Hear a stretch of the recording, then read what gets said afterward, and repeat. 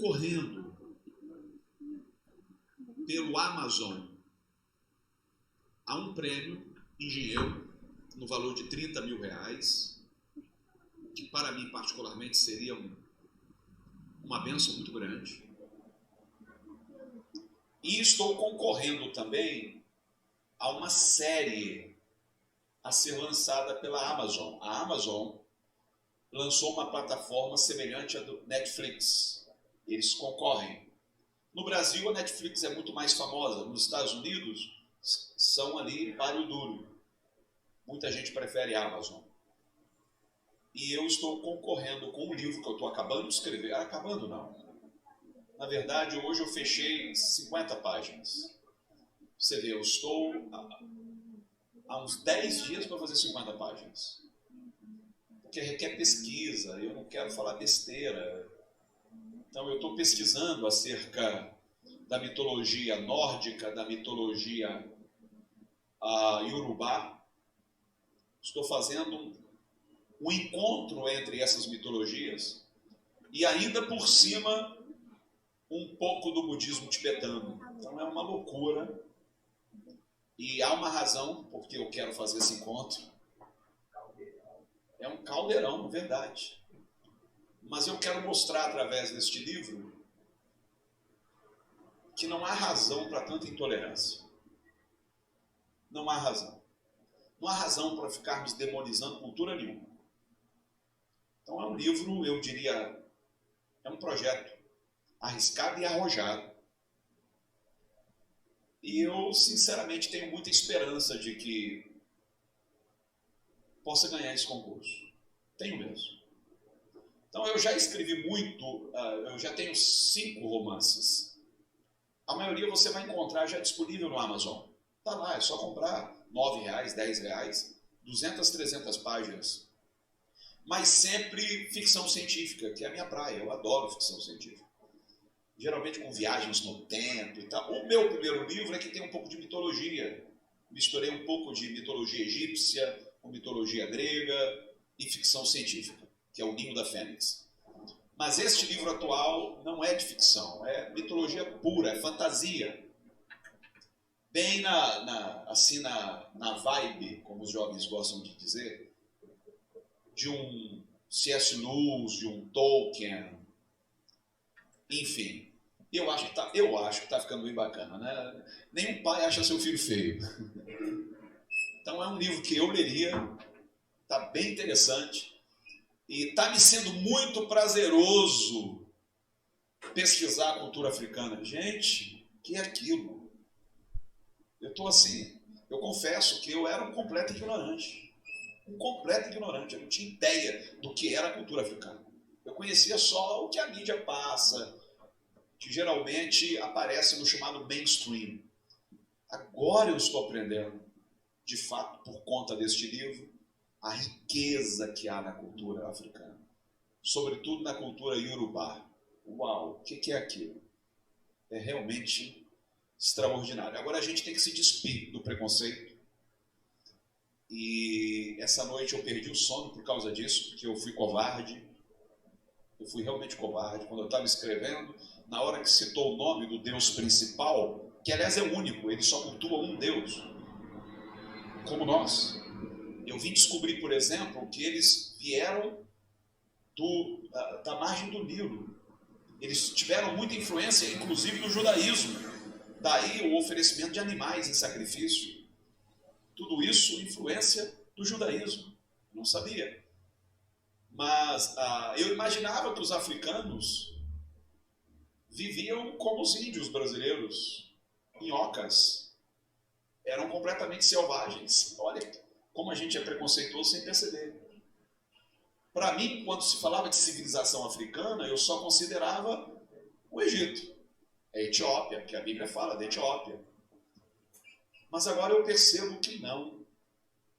Eu percebo que a África estava à frente do seu tempo em algumas coisas.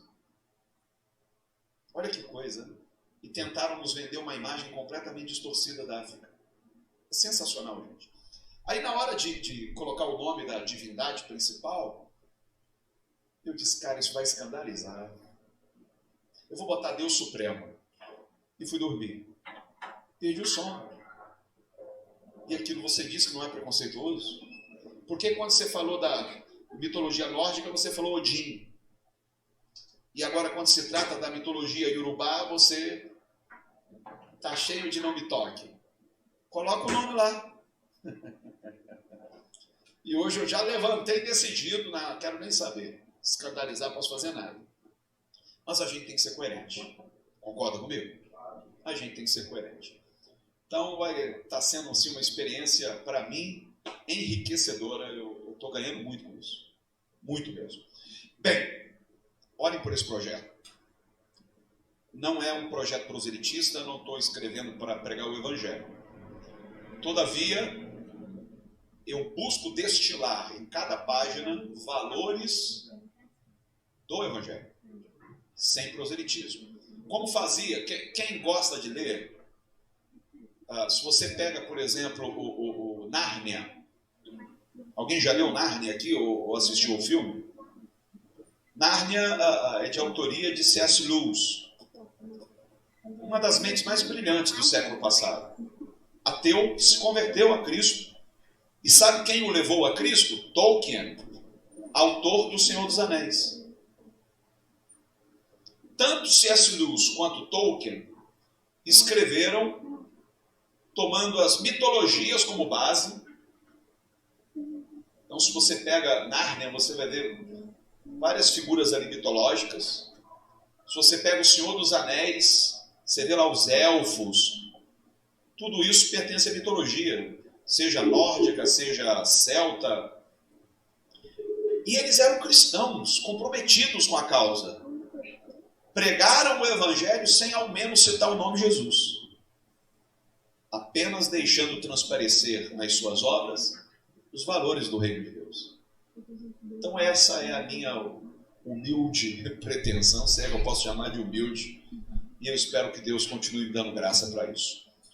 Bem, eu gostaria de ouvir alguns irmãos sobre o que acharam do nosso primeiro dia, se valeu, se o nosso povo saiu alegre, saiu triste. E eu vou convidar a nossa querida bispa Edna, que, como eu disse, foi a primeira a me dar um feedback, me mandou um áudio que me emocionou muito, me deixou muito alegre. E eu gostaria que ela passasse para vocês mais ou menos o que ela passou para mim e o que ela desejasse passar a vocês. Vocês querem recebê-la com carinho, amados?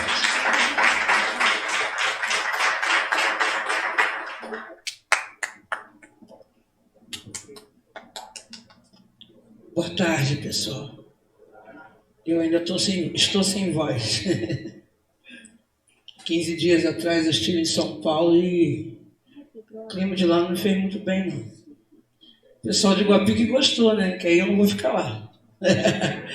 Então, ontem eu saí daqui impactada. Eu acredito que todo mundo. Sábado. É porque eu estou vivendo aquilo ainda, né? Agora mesmo eu estava ali fora com aquele menino que era daqui da igreja. O Zaniel. Eu falei para ele do que aconteceu aqui. Não consigo imaginar. Eu falei assim, não dá para eu falar direito para você? Pergunta o Espírito Santo que eu vou te explicar. Porque não tem explicação o que aconteceu aqui no sábado. A gente viveu uma coisa tão maravilhosa. Eu estava falando com ele, eu disse assim, eu me lembrei da mulher do fluxo de sangue, não tem nada a ver, né? Mas eu fiquei pensando, a mulher que está 12 anos sofrendo, assim, a gente vem 18 anos de convergência, tivemos convergências maravilhosas, eu falei 18, mas 17, né, pai? Maravilhosas, a gente teve convergências maravilhosas, maravilhosíssimas. Mas quando chegou esse ano, aí o negócio aconteceu diferente. E essa diferença não tem como a gente explicar. E eu disse para ele, então imagina aquela mulher com 18 anos ali, aquele fluxo, levando ela, está doente, cheio de problemas, de repente, cadê o sangue? Foi para onde? E ela teve um vigor diferente por conta daquela cura que ela havia procurado em Deus, né? E com a gente não foi diferente, gente. Nós estamos vivendo uma convergência tão maravilhosa que não tem como explicar. Ontem, o pessoal de São Paulo, eles saíram daqui e foram lá para casa. A vontade deles, se não é trabalho, está aqui hoje de novo. Saíram de lá ontem, teriam que sair 10 horas da manhã, foram sair 4 horas da tarde. Vieram em alguns carros alugados. Chegaram lá, depois do horário, tiveram que pagar outro dia. Porque de tanto que eles estão ainda com aquele gosto de voltar. Porque o negócio foi muito, muito maravilhoso. Nós tivemos aqui no sábado um rapaz que é pagodeiro, ele fecha a rua lá e coloca pagode na rua. Há um mês atrás, não sei se é um mês, ele veio e se hospedou na Barra. Aqui no nosso Rio nós temos um problema muito sério de negócio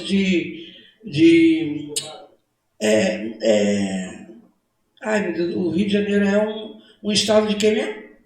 Cultural, não. Vai me lembrando que a cabeça... Turista, né? Turismo. Então, o turismo do nosso Rio não é um turismo que... Igual os que a gente, quando viaja, que o pessoal pega a gente no hotel e leva... Aqui falta muito disso. Então, ele saía da Barra e vinha aqui para Lapa. Imagina você vir para Lapa de noite, sem saber nada, sozinho, por conta própria. E ele, quando chegou aqui, eu quero também no Alemão, eu quero também na Rocinha, eu quero ir em cima desse morro. Ele queria tudo. Eu falei assim, meu Deus, cadê o som para Cristo, gente? E ele veio, a filhinha dele chegava, um dia passou em frente da igreja de São Paulo, aí a filhinha, mãe, eu quero ficar aqui. A mãe, não, meu filho, a gente tem que ir para a missa, minha filha. Não, mãe, eu quero ficar aqui, 5 aninhos, a gente tem que ficar aqui. Aí foi para casa, vó, fala para minha mãe que ela vai para a igreja dela e eu vou para a minha avó. Aí a avó teve que convencer a mãe que tinha que deixar ela naquela igreja ali. E ontem estava o pai também, sábado estava o pai também, gente. Veio a família já com a mãe grávida, vai casar sábado agora. E o negócio está de uma forma tão maravilhosa que a gente não tem como contar.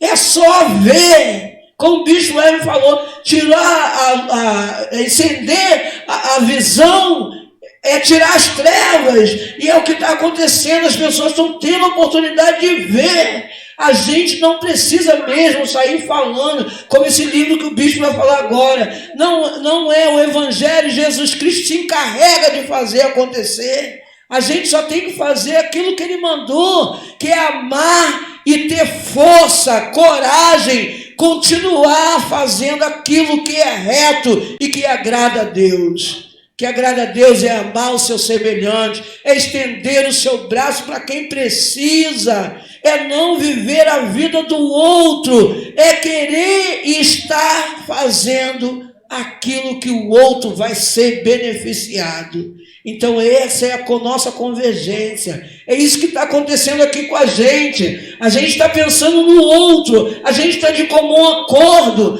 Hoje eu estava ouvindo o poema que a Kelly mandou para o grupo, parabenizando todo mundo, ela dizendo, gente, essa menina, ela tentou suicídio antes da Reina chegar em São Paulo. Ela tentou se matar, o noivo dela morreu afogado, ela não tinha mais vida, e ela chegou ali, foi abraçada. Esse trabalho que o Bispo Hermes faz, sai daqui se esforçando, vai lá, a igreja está em um andamento tão maravilhoso, que a gente diz, gente, Deus, pena que o nosso bispo teve que sofrer, o sofrimento que ele teve para a gente viver isso que a gente está vivendo hoje. Mas, infelizmente, ele teve que passar por isso, para que a gente fosse dar o braço para o outro, dar a mão para o outro e sustentar um ao outro. É isso que está acontecendo, meus irmãos. A gente está se sustentando. Quando a gente vê que um irmão está precisando, a gente vai lá. Não é mais aquele negócio, farinha pouca, meu pirão primeiro. Acabou isso entre nós. E ano que vem a gente vai ter mesmo que alugar um estádio, porque não vai dar não. Pelo que a gente viu aqui no sábado, como que vai dar? Não vai. Que eu estava falando ali para o Josaniel, não tem como mais ter que a convergência ser aqui, porque não temos espaço. Era multidão dentro da igreja, era multidão lá de fora. Teve uma hora que eu me assustei, que eu vi aqui dentro lotado, lá fora lotado e gente chegando. Eu falei assim, essas águas vai para onde?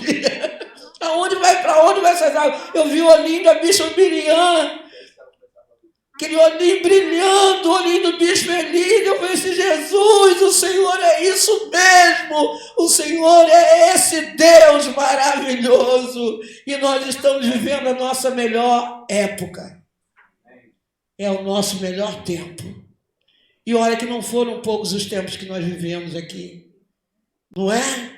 Então, gente, para esse tempo, para essa obra que foi feita aqui no sábado pelo Espírito do Senhor, para todos vocês, para todos nós que nos colocamos à disposição, uma linda salva de palmas, que todos vocês merecem o que Jesus fez aqui por conta da tua graça. Glória a Deus. Isso é que ela está sem voz. Você já imaginou se ela tivesse com voz?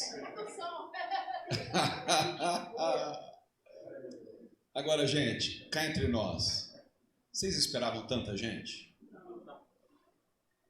Não foi lindo ver aquela multidão do lado de fora? Os corredores tomados? E sábado vai repetir, pois não? Infelizmente, quem fazia isso não está mais conosco.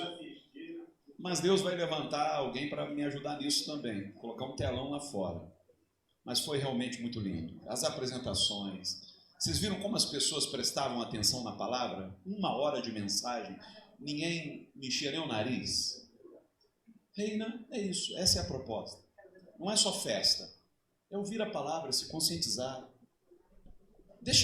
Hoje eu quero ouvir as mulheres, os homens aguentem firme aí, tá bom? Semana que vem eu vou pensar se vou dar oportunidade para vocês. Deixa eu ouvir aqui a minha cunhada, a pastora Flávia. Hoje eu cheguei aqui, ela estava pregando, viu, gente? Eu cheguei, que culto é esse? Ela estava pregando ali para o Pedro Miguel. Por favor, pastora Flávia. É sinal que estava animada, né? Vocês querem recebê-la com muito carinho? Bem, uma boa tarde para todos, né, em nome de Jesus. Verdadeiramente, né, fiquei tão feliz de ver aqui a empolgação da missionária Edna, mas não somente ela, todos nós, né, estamos bem empolgados. Essa convergência, ela superou as minhas expectativas, porque realmente eu não esperava uma igreja tão lotada, né, como nós tivemos aqui no sábado. Tivemos a reunião dos jovens, foi uma reunião muito abençoada, né? E depois a reunião à noite, onde nós ouvimos uma palavra também muito abençoada. As apresentações que, assim, tocaram, né? Cada uma passando uma mensagem diferente, né? E tocou verdadeiramente no meu coração, e eu creio que no coração de vocês também. Né, falando a respeito do feminicídio, né, o rapaz estava batendo na esposa, porque é o que está acontecendo hoje, né, na nossa sociedade, falando também a respeito de sermos, né, marionete, né, nas mãos desse sistema. Então, cada igreja passando uma mensagem, e tem que ter coragem para isso, né? Nós não podemos nos calar mais. Essa é a igreja, essa é a proposta da reina. Que venhamos ter coragem para falar, para mexer na ferida, como diz o nosso bispo Hermes aqui, né? É essa palavra que nós temos aprendido. É isso que nós temos aprendido aqui na reina. A amar, a respeitar o diferente. E eu fiquei realmente maravilhada aqui com as apresentações, né? E nós estamos com uma expectativa muito grande para sábado, agora com as mulheres, que eu creio que Deus irá também se mover de uma forma extraordinária.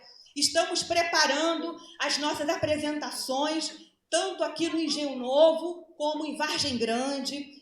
Domingo nós ficamos aqui até umas 3, 4 horas da tarde, cheguei em casa cansada. Meu filho, mamãe, eu quero almoçar. Eu falei, filho, toma um Nescau, alguma coisa, porque não dá tempo. Eu tenho que trocar de roupa e ir para Vargem Grande. Aí chegamos lá em Vargem Grande, ensaiamos, foi uma bênção. E eu tenho visto assim o ânimo nas pessoas. Realmente, chegou o novo tempo. Nós estamos vivendo esse novo tempo aqui na Reina. E a proposta da Reina é que não somente venhamos ouvir a pregação aqui, né? Que o nosso bispo, os nossos pastores, que nós aprendemos aqui na Reina, mas que nós venhamos ouvir e colocar em prática. Como? Respeitando o diferente, amando o diferente, acolhendo aquele que precisa, não apontando o dedo, porque isso não é o verdadeiro evangelho, isso não é o que nós aprendemos aqui na Reina. Se uma pessoa,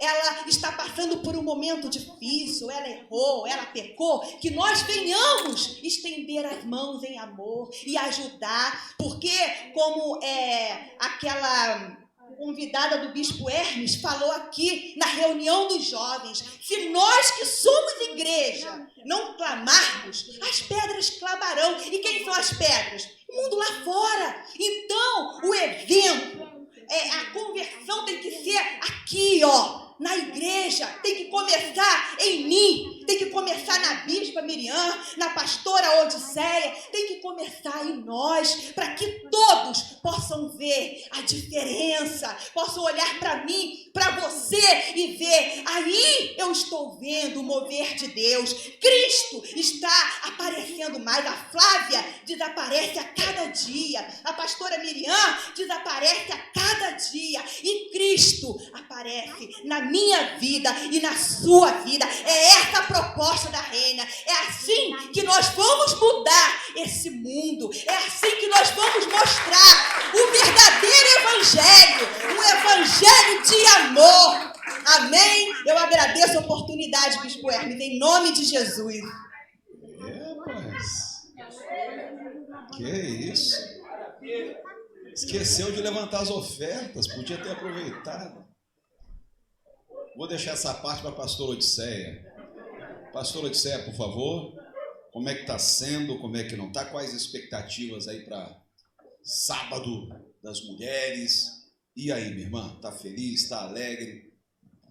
Como está sendo? Deixa eu falar aqui, irmãos. Não é novidade para ninguém que o diabo está furioso com a gente. E tem motivo. Tem ou não tem? Tem muito motivo. Para mim está sendo uma bênção. Eu creio que para vocês também. Se não tivesse, não estaríamos aqui. Amém? Irmãos, o diabo fez de tudo para não me permitir estar aqui sábado. Fez de tudo para tirar minha paz, minha alegria. Eu vim para cá triste. Eu não queria estar aqui, porque eu fiquei muito aborrecida, muito triste com a situação, mas o Espírito Santo trabalhou no meu coração. E ontem à noite, o diabo fez a mesma coisa. Usou uma outra situação para tentar roubar minha paz. Eu cheguei a falar, eu não vou amanhã na sede. Mas aí Deus resolveu a questão. Irmãos, o diabo está furioso. Você sabe que a nossa igreja está crescendo. E os frutos foram apresentados aqui no sábado. Nós não perdemos não. Quem foi? É porque não passou o tempo de estar com a gente. E Deus está levantando um novo povo. Prova disso foram as pessoas que se passaram pelas águas. Eu tenho visto esse renovo a cada dia. Faltou um rapaz se batizar no sábado, porque estava trabalhando, então ele alugou um sítio ontem para levar a nossa igreja toda, convidou todo mundo, fez uma churrascada lá e se batizou. Gente, que emoção! Eu nunca vi um batismo como aquele lá. Ele pediu para falar, parecia que ele estava pregando. Quase me batizei. Não, sério. Aí, não, e depois ele leu umas perguntas lá que eu falei assim, ué, mas quem tinha que fazer as perguntas era o bispo Alexandre, não ele. E ele falou, porque eu aceito. E não sei o que, mas eu também assim, eu concordo. Aí ele falou assim, gente, você nem precisa mais batizar, ele já aceitou tudo, é só passar pelas águas. Mas porque Deus tem trabalhado nos corações. Não é por força nem por violência, mas pelo amor, pela graça do Senhor Jesus. Então, por mais que o inimigo tente nos prender, nos desanimar, porque isso acontece, gente, acontece muito. Eu sei que ele está irado. Você sabe por quê? Eu não contei para o bispo Alexandre, não. Hoje de manhã, eu acordei, era quase 5 horas da manhã, perdi o sono. Aí fui pra sala, fui orar, fui ler a Bíblia, fui orar de novo, chorei, orei. Aí quando ele acordou, ele saiu, depois ele voltou, eu falei pra ele, olha, já tirei o café, eu vou descansar um pouco, acordei muito cedo, a gente deitou muito tarde. Ele, tá bom. O tempo que eu deitei, eu não dormi. Deus me deu uma visão. E olha que eu estou falando de coisa séria. E eu falei, Senhor, eu estou deitada na minha cama, eu não estou dormindo. Eu nem contei isso para ele. Tanto que o diabo está furioso com a gente. Eu não vou citar o nome do pastor e nem do rapaz. No sonho a gente estava numa igreja e o pastor passava por trás, assim, ia em direção ao banheiro. E eu vi alguém de costa, todos de branco, né, com capuz na cabeça. Daqui a pouco, essa pessoa começava a desfalecer. E eu tentava pegar, assim, a pessoa no braço, né? A pessoa era alta. E era um rapaz de uma igreja nossa. E aí, eu falava assim, você está passando mal? Quando eu olhava para ele estava possesso de demônios. E Deus falava comigo, a legião está se levantando para destruir a reina. E eu tentava gritar o nome do pastor que tinha ido ao banheiro, eu não conseguia gritar. Meu Deus, aí eu comecei a ouvir barulho de chuveiro, eu disse, o pastor está tomando banho uma hora dessa. Por que ele não está aqui atendendo esse rapaz? E o rapaz desfalecendo. E eu falei, Senhor, eu não estou dormindo. E ele batia tanto no meu braço, endemoniado, que eu comecei a tremer e eu senti a minha cama tremer. Aí eu repreendi, abri o olho, eu falei assim, eu não vou ficar vendo essas coisas não, Senhor. Se há demônio querendo impedir a sua obra de ir para frente, vai ser repreendido, porque nenhum inferno pode prevalecer diante da obra de Deus. Então, se alguma coisa, alguma situação tentar se manifestar para tentar impedir o seu avanço, repreenda em nome do Senhor Jesus Cristo. Repreenda em nome de Jesus. Sábado agora nós teremos a reunião com mulheres aqui. Irmãos, o ano passado nós anunciamos em 5 ou 6 dias só a reunião das mulheres. E Deus nos surpreendeu. Foi uma bênção. Isso aqui encheu, lotou. Quando o povo chegou para o culto da noite, não havia onde sentar. Porque Deus moveu as suas mãos. E porque esse trabalho aqui não é meu, nem da bispa, nem da pastora. Esse trabalho é de Deus. E ninguém pode calar a obra de Deus. Ninguém pode nos parar. Eu conto com cada mulher que está aqui presente. Você foi escolhida para fazer a diferença. Mulheres que brilham, que palhaçada, essa não é palhaçada não, pergunta a Deus, por que ele mandou eu colocar isso? Não foi eu que dei sugestão, não, pergunta a Deus. Deus escolheu cada mulher da reina para brilhar, aonde? Aonde ele colocar, seja na rua, no hospital, no asilo, no orfanato, no presídio, aonde Deus te enviar, o brilho do Espírito Santo estará sobre a tua vida. Mas para isso, nós temos que nos unir. O que o diabo mais teme é a nossa união. O que mais a gente fala lá na nossa igreja é o seguinte, juntos nos tornamos mais fortes, sozinhos nos tornamos fracos. É nos unindo que Deus abençoa e dá o crescimento. Então vamos nos unir. Eu estou feliz, porque as pastoras que têm estado conosco toda segunda-feira têm se unido. Deus tem enviado, né Bispa Edna? A comunhão entre nós. Né? A Samiriazinha, todo dia fala comigo, Samiriazinha. Manhã, tarde, noite em comunhão, né? A graça de Deus se manifestando. Deus vai fazer milagres. E não é milagres da carochinha, não. É coisas extraordinárias. O diabo pode se levantar quantas vezes ele quiser. Ele vai cair todas as vezes. Porque quem está diante de nós é mais forte do que qualquer um que possa tentar se levantar. Então vamos continuar orando, buscando a Deus, entregando os cuidados de Deus, a nossa vida e esta obra, porque essa obra aqui não vai parar, ela vai continuar. Queira, quem não queira. Sábado, nós teremos aqui uma psicóloga que vai estar palestrando sobre o tema depressão. Convide uma amiga sua. Não só a igreja, não só a gente da igreja, convide gente de fora também, entendeu? Que você está precisando também ouvir uma palavra sobre isso. Fulano anda para baixo, deprimida, está passando por situação difícil. Então, convide. Agora eu quero falar para os homens. Vocês serão muito bem-vindos, tá? Porque aqui não é clube da Luluzinha, não. Quando a gente faz evento, na reina é assim. Fez evento, é para mulher. Os homens podem participar. É para os jovens. Os senhores e as senhoras também podem. É para as crianças. Todo mundo tem direito de participar. Porque tudo é para a glória de Deus. Amém? Conto com vocês sábado em nome do Senhor Jesus. E sábado... A Bispa Miriam também vai estar trazendo uma palavra especial da parte de Deus para a nossa Isso. vida. Então nós vamos ter uma palavra bíblica com a Bispa Miriam e vamos ter essa palestra com a psicóloga sobre depressão. Tem que ter coragem para enfrentar. Além do lixão, viu, gente? Nós não podemos dar folga, não. Não é porque é convergência que nós vamos deixar de assistir aquelas famílias. Eu sei que vai requerer de nós um empenho maior, mas sábado, às 9 da manhã, o trabalho que tem sido feito mensalmente no lixão será feito no mesmo dia, no último sábado de cada mês. E nós contamos com apoio, com as doações, com a mobilização do nosso povo para fazermos esse trabalho. Eu também convidei para estar conosco um coral de crianças lá do lixão. Uma jovem, estou tentando lembrar o nome dela agora, deu branco. Ela já esteve aqui conosco várias vezes, só não se lembrou aqui por morar muito longe, a morar na Ilha do Governador, mas ela praticamente se considera reinista, de tão alinhada com a nossa visão. E ela, uma jovem de 20 e poucos anos, deve ter seus, calculo, 22, 23, ela começou o trabalho no lixão com as crianças sozinha. Obviamente que foi recrutando voluntários e hoje ela tem lá um coral de crianças, os Gramachinhos. E ela vai trazer esse coral para cantar, eu acho que é Júlia Beckley, o nome dela. É de ascendência alemã.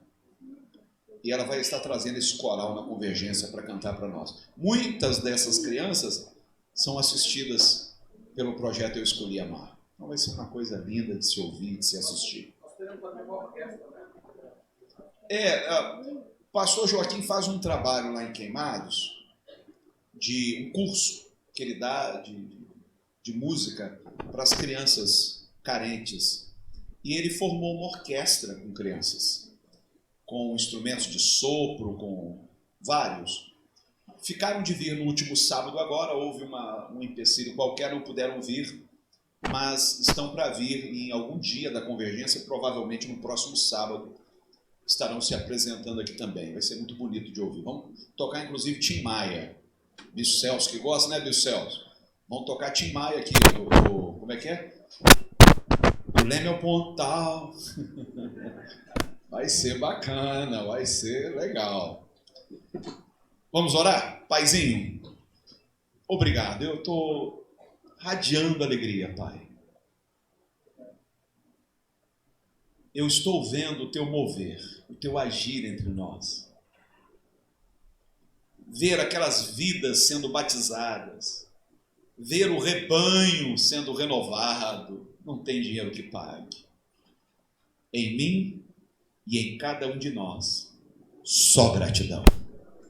Agora fale conosco esta tarde, fale conosco logo mais e nos próximos dias de Convergência. Em nome de Jesus. Amém. Gente, hoje nós vamos começar a abordar o tema direitos humanos. Tem como ligar esse monitor para mim, filho?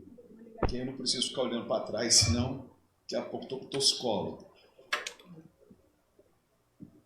Infelizmente, é um tema que tem sido negligenciado pela Igreja Protestante de um modo geral. Obviamente que há exceções, sempre há.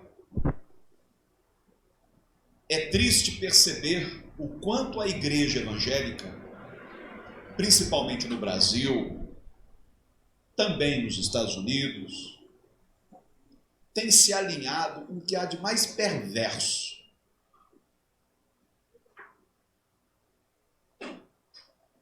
Um discurso odioso, fomentador de preconceito, que nos coloca na contramão da civilização.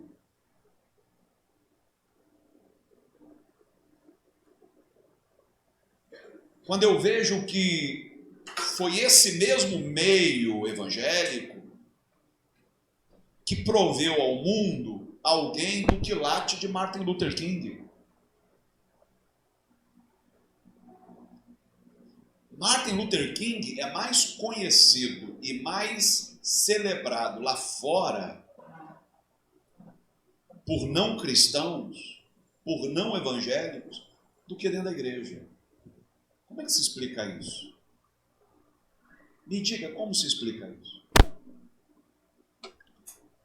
Sábado agora nós recebemos aqui uma menina, eu digo menina, que realmente é uma menina, ainda jovem, deve ter os seus 30 e poucos anos, Fabíola Oliveira. E ela milita no campo dos direitos humanos, sobretudo na defesa da causa do povo negro. Ela é egressa do Candomblé, se converteu ao Evangelho há algum tempo. O marido já está no Evangelho há bem mais tempo que ela, foi quem a discipulou. E foi convidada para ser palestrante num evento da Convenção Batista Brasileira, que aconteceu na Igreja Batista Atitude, a mesma que recebeu o Bolsonaro. Aliás, a esposa dele é membro lá. Pastor da Atitude foi meu colega de escola, Josué Valando. Nos conhecemos há mais de 30 anos. E bastou um comentário de um pastor brasileiro que mora na Flórida, batista, nas redes sociais, e a convenção resolveu boicotá-la. Ela foi desconvidada, depois de terem feito cartazes, anúncios, banners, ela foi desconvidada. Ela e um outro pastor que também falaria sobre racismo. Por que será? Aí quando eu penso que esta mesma igreja que forneceu ao mundo alguém como Martin Luther King, também produziu anomalias como a Ku Klux Klan. Talvez nem todos aqui sejam familiarizados, mas provavelmente você já deve ter visto algum filme. Mississippi em Chamas, alguém assistiu? E tantos outros. Aquele pessoal de capuz branco. A pastora Odisseia sonhou com um rapaz com capuz branco. Lembrei imediatamente deles. Você vai encontrar na internet foto deles em cima de um púlpito de uma igreja batista e atrás escrito Jesus salva. Eles foram responsáveis por incendiar igrejas negras, casas de negros. A marca registrada deles, quando atuavam contra a população negra, era incendiar uma cruz. E achavam que com isso estavam servindo a Deus. A gente ouve falar do apartheid, regime segregacionista, que se instalou na África do Sul e que, graças a Deus, foi desmantelado através de um homem chamado Nelson Mandela, com o apoio de um bispo anglicano chamado Desmond Tutu. Mas esse regime apartheid foi criado pelos protestantes holandeses. Como pode alguém que serve a Deus criar algo desse tipo? Então você percebe que o cristianismo sempre se sentiu atraído, eu não sei por que cargas d'água, por esse tipo de proposta. Então, mais do que nunca, a igreja precisa tomar ciência do que significam os direitos humanos.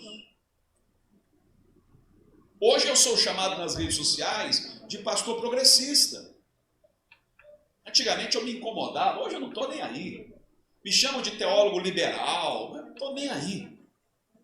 Enquanto os cachorros ladram, a caravana passa. Mas por que eles me chamam de progressista? Justamente por emprestar a minha voz a essas causas. Causas humanitárias, direitos humanos, quando eu denuncio a homofobia, denuncio o racismo, eu estou tão somente militando pelos direitos humanos. E ao assim fazê-lo, eu estou em sintonia fina com a proposta do Evangelho. Ninguém lutou mais pelos direitos humanos do que Jesus. O Jesus que interveio para que uma mulher flagrada em adultério não fosse sumariamente executada em pleno pátio do templo.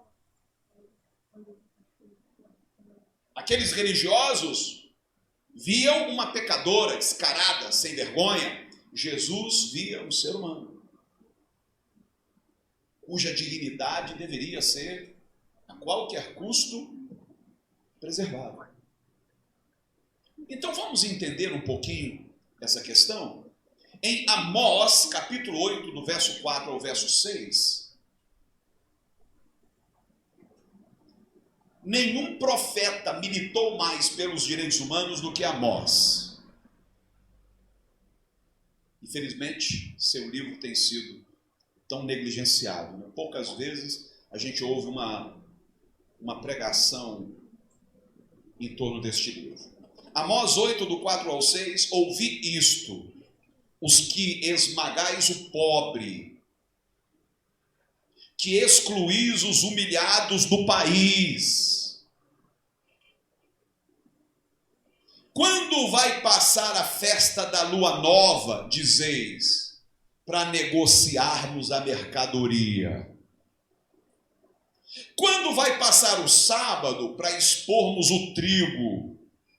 Diminuir as medidas, aumentar o peso, utilizar balanças mentirosas, comprar o fraco por dinheiro, o indigente por um par de sandálias, para negociarmos até o farelo do trigo.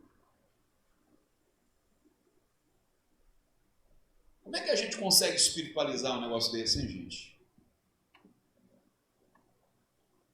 Infelizmente, a versão do Evangelho que chegou até nós é uma versão muito pervertida e perversa, forjada nos seminários teológicos norte-americanos. Um Evangelho que espiritualiza tudo. Então, qual é a resposta? Tem pobre no mundo? Tem. Então, de duas, uma. Tem pobre no mundo porque Deus quer, ou tem pobre no mundo porque o diabo está aí aprontando as dele. Então, se a pessoa procura um pastor após o culto, relatando uma situação de miséria, de necessidade, o pastor diz, posso orar por você? Oração é sempre bem-vinda. O problema não é orar. O problema é que até a oração que ele faz revela a teologia em que ele crê. E qual é a sua teologia? É uma teologia maniqueísta. O que é uma teologia maniqueísta? Uma teologia onde há um Deus bom e um Deus mau. Deus e o diabo na terra do sol, em pé de igualdade, disputando o coração dos homens. Então, se as coisas estão bem, é porque Deus é bom. Se as coisas vão ruim, é porque o diabo não presta. Mas essa é uma resposta muito simplória, gente. Então o cara está desempregado é porque um tranca-rua entrou no caminho dele e está impedindo o seu caminho, mas nós vamos repreender esse tranca-rua e vamos profetizar que amanhã ainda ele estará empregado. A gente não considera toda uma conjectura social que produz essa miséria, que produz esse desemprego e que precisa ser denunciada. No meio pentecostal, ou no meio carismático entre os católicos, quando se fala de profecia, subentende-se Deus falando através dos lábios humanos. Eu creio em profecia, Deus já falou comigo através de muitos e Deus já me usou para falar a algumas pessoas. Não questiono o dom. Mas se você observar a maneira como Deus falava através dos profetas, observe Isaías, Jeremias, Ezequiel, Amós, E você vai perceber um elemento que falta às profecias hoje, de denúncia. Nós estamos muito preocupados com os pecados morais. Eu não sei por que a igreja ela é tão voltada para essa questão da moralidade. Se eu considerar o que diz Freud, o pai da psicanálise, isso revela uma tara. Parece que a igreja está buscando, de alguma maneira, esconder, varrer para debaixo do tapete um problema dela, mal resolvido, inclusive no que tange a sexualidade.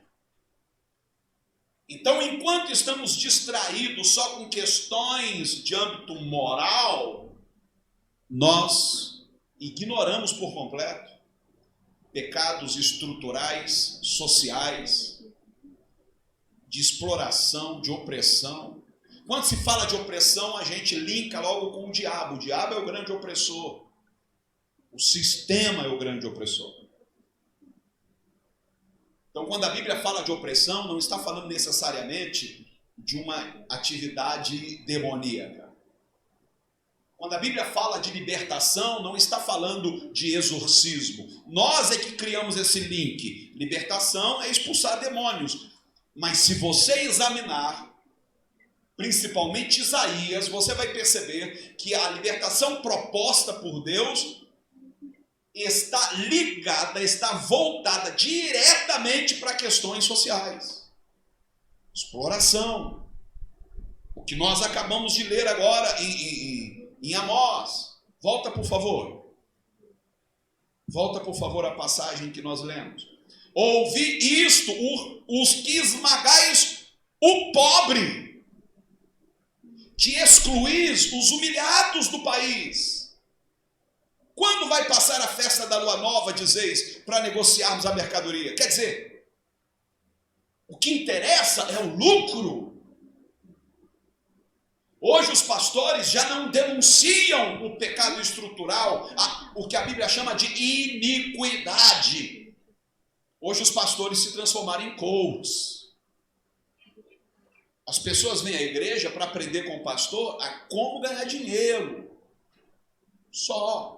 Como prosperar, como ser bem sucedido nos negócios. Como vender mais. Como fazer maior clientela. Meu Deus, é esta a proposta do Evangelho? E aonde está esse elemento profético de denúncia? Quando vai passar o sábado para expormos o trigo, diminuir as medidas, aumentar o peso, utilizar balanças mentirosas? O pastor não está nem aí desde que o dízimo chegue a tempo e a hora. Então ele não quer saber se aquela pessoa que ganhou 20 mil e trouxe 2 mil de dízimo, quem ela enrolou, se ela trapaceou, se aquele dinheiro veio de algo errado. Não quer saber. Contanto que chegue. Não é essa a proposta do Evangelho, amados. Eu fui convidado agora para trazer uma palestra para 250 policiais. 250 policiais. Topei na hora. Estou lá. Mesmo porque eu tenho um respeito grande pela corporação. Nós temos inclusive policiais aqui na igreja. Mas você acha que eu vou deixar de falar a verdade? Você acha que eu vou lá só para acariciar o ego deles? Para agradecer pelo belíssimo trabalho que eles têm feito à sociedade? É óbvio que a gente tem que reconhecer o lado bom, mas também não pode fazer vista grossa para o lado ruim, para o que é perverso.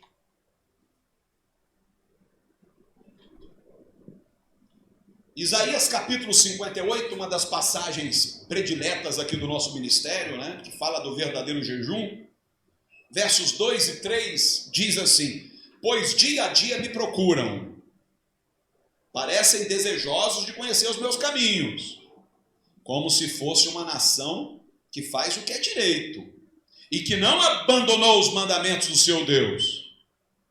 Pedem-me decisões justas e parecem desejosos de que Deus se aproxime deles. Por que jejuamos? Dizem, e não o viste? Por que nos humilhamos e não reparaste? Contudo, no dia do seu jejum, vocês fazem o que é do agrado de vocês e exploram os seus empregados. O que é que Isaías está denunciando aqui? Uma espiritualidade divorciada da realidade. Quer dizer, o sujeito vem à igreja, levanta a mão, canta meia dúzia de hinos, dá uma oferta, entrega o seu dízimo, ouve o sermão e na segunda-feira volta a fazer exatamente o que sempre fez. Não muda nada. Se explorava, continua explorando. Se obtinha lucros desonestos, segue obtendo lucros desonestos. É correto isso? De que maneira nós podemos pregar o evangelho, irmãos, nos alinhando com esse tipo de perversidade? Por que que o Senhor não nos ouve, não atenta para o nosso jejum? Eles querem resultado. Aí Deus diz, espera aí, no dia que vocês jejuam, vocês seguem fazendo exatamente o que sempre fizeram, explorando o trabalhador. E agora, querem me colocar contra a parede? Querem me obrigar a atender às suas orações? Deus não mima o seu povo. Voltando para Amós, capítulo 5, do verso 21 ao 24. Essa palavra é muito pesada, gente. Sou contra, é Deus falando. Detesto vossas festas. Não sinto o menor prazer nas vossas celebrações. Ele não está falando aqui de festas seculares. Ele não está falando de carnaval, viu, gente? Nem de festa junina. Ele está falando de celebrações do seu povo. Celebrações estritamente religiosas. Quando me fazeis subir fumaça dos holocaustos, não aceito vossas oferendas, nem olho para os sacrifícios de carne gorda.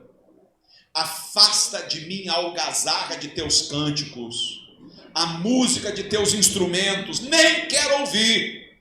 Desculpa aí, Marcelo. Quero apenas ver o direito brotar como fonte e correr a justiça qual regato que não seca. Olha o que interessa para Deus. Eu tenho assim uma crítica muito severa, não só ao movimento de teologia da prosperidade, mas inclusive ao movimento de louvor e adoração. Porque nós pegamos algo que é meio e transformamos em fim, em objetivo principal. Como se tudo o que Deus deseja na vida é recrutar gente para adorá-lo. Esse é o grande fim, o grande objetivo. Deus quer ser adorado. Queridos, sinceramente não combina muito com Jesus. Não que a adoração não tenha sua importância, não, tem sim. Mas a adoração não é o grande objetivo. Ela é um meio. De que adianta termos uma adoração linda, maravilhosa, louvores marcantes, instrumentos, tudo muito bonito, mas é só performance. Não altera em nada.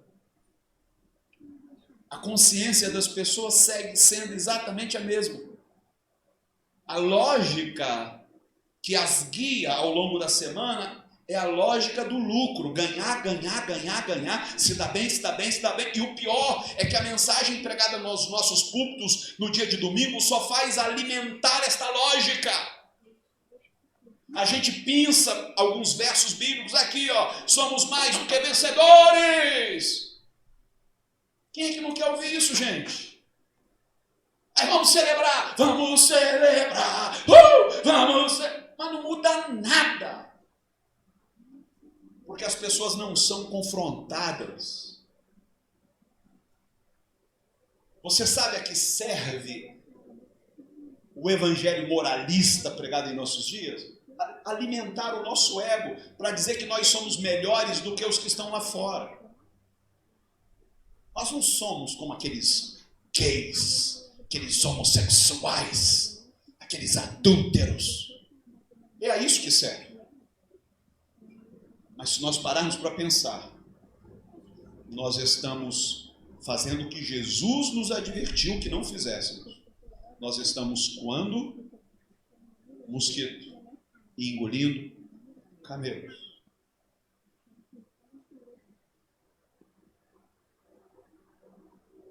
Eu já disse aqui, alguém pode não ter ouvido, lá nos Estados Unidos, eu soube como as igrejas, sobretudo as igrejas batistas, que são a denominação mais forte daquele país, como criaram os coros e as galerias. Você chega numa igreja batista lá, e aqui também, né? Na parte de trás tem uma galeria. Hoje é usada como auditório, mas antigamente quem sentava na galeria era o coro. E eu vim saber lá que quando os escravos foram libertos, muitos deles e queriam frequentar as igrejas normalmente, mas os seus antigos senhores achavam um abuso ter que sentar ao lado de um ex-escravo para cultuar a Deus. Aí os pastores se viram numa saia justa. Como é que a gente vai fazer com esse povo? Esse povo quer adorar a Deus. Aí surgiu a ideia. Você sabe que o negro americano tem uma voz sem comentário, né? Parece que Deus ali, ou eles entraram na fila umas 10 vezes, quando Deus resolveu distribuir o dom de cantar, que eu vou te contar. O que é aquilo? Aí o que os pastores fizeram? Construíram galerias atrás, porque atrás, para que os brancos não vissem.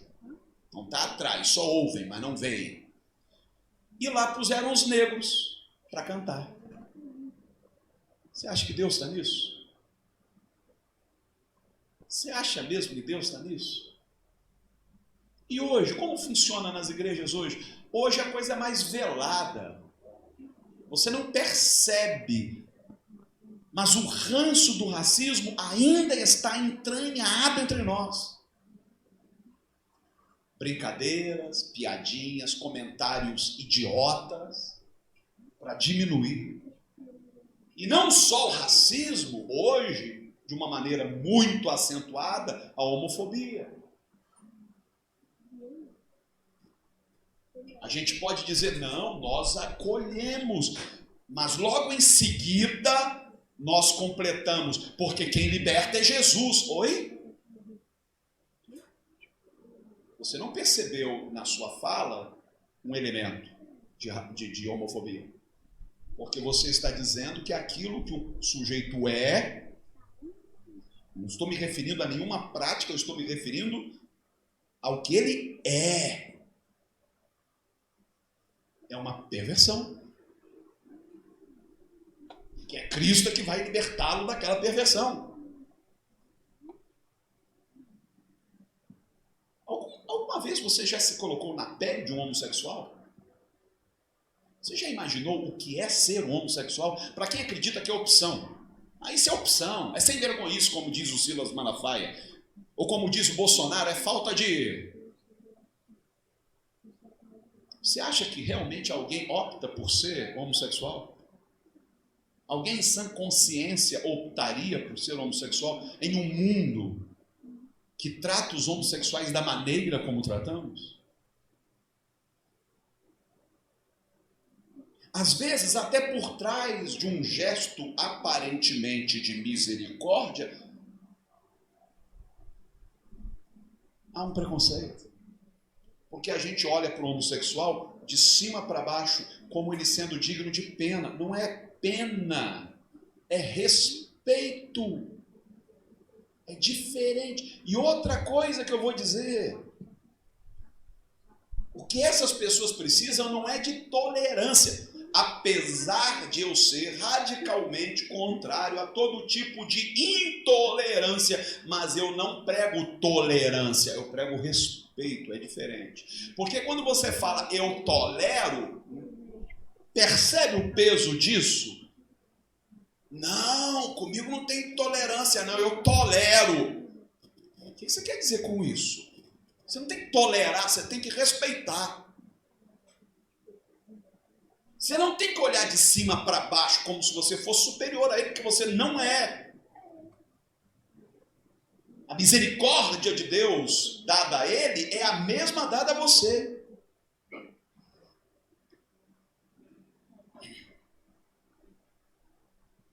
Em Amós capítulo 7, do 12 ao 13,